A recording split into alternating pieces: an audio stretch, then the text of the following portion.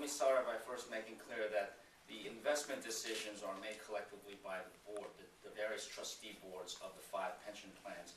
And it is, this is not like the state system where the comptroller has unilateral control of all of those investments. Now, I have long advocated a more basic investment strategy, taking advantage of the buying opportunities that exist today in the traditional stock and bond markets. I do not believe in pursuing more aggressive investments, investments that have shown in recent years not to have achieved their risk-adjusted rates of return. And so I do advocate a stronger traditional stock and bond portfolio. And in that kind of mix, you inherently reduce expenses because far fewer managers are needed. And therefore, as you reduce expense ratios, you boost the net return on your investment portfolio. As controller, I would also institute a higher level of professionalism, one that includes the day-to-day operations of the comptroller's office run by experienced managers who I would hire directly and would evaluate on a regular basis, and I would immediately ban any contributions from anybody having to do with the comptroller's office. Councilmember Yassky, followed by Councilmember Katz, and then Councilmember Weprin. I think the key watchword here is professionalism. You know, we're in the financial capital of the world. We can draw on an immense talent pool of finance professionals. New York City Comptroller's office can and should and will, when I'm controller, have an absolutely first-rate team managing the pension funds. And, you know, I think it has been smart, in truth, of both the city and state and funds across the country to move more into what they call alternative investments in today's economy. A genuinely diversified portfolio isn't just publicly traded security stocks and bonds, but is alternative investments. And I think that my plan for this is why the campaign has attracted such support from a wide array of Wall Street leaders. We're announcing today that my campaign has been endorsed by Felix Rodin and former controller Jay Golden, who I think are as expert in the financial markets as anybody you're going to find. And I'm proud that they've placed their confidence in my leadership and my ability to manage the pension funds wisely and safely.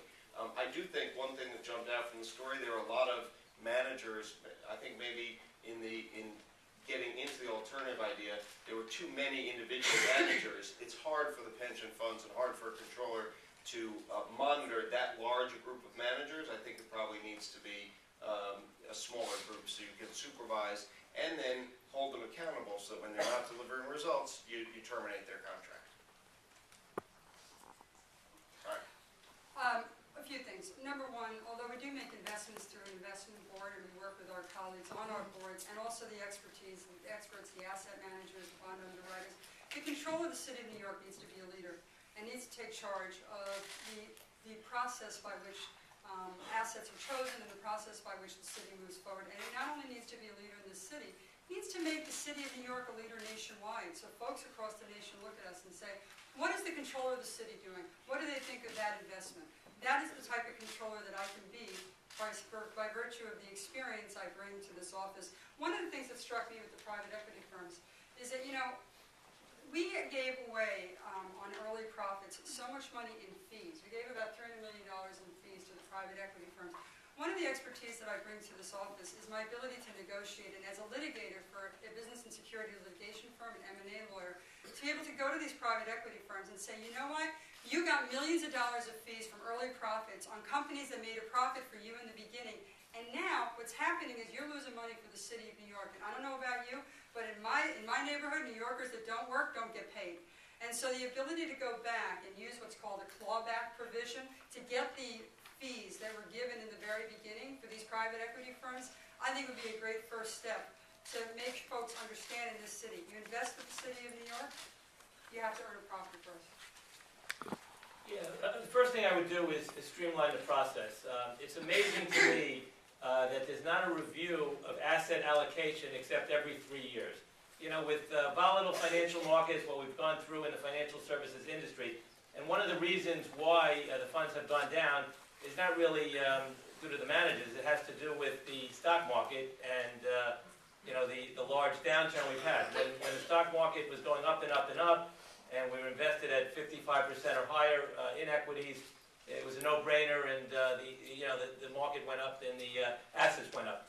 Obviously, the downfall is really due to the turbulence in the financial market. So what you need to do is bring all the experts together. You have 5 pension boards, you have 5 financial advisors. It's just beyond me to know why we can't streamline the process, have a regular review, whether it be a monthly review or certainly every 6 months, to change the asset allocation on a regular basis, to change funds. There's got to be a way to get everybody together. If it requires legislation, so be it. But there's got to be a way to streamline the process, especially in changing financial markets, in volatile financial markets.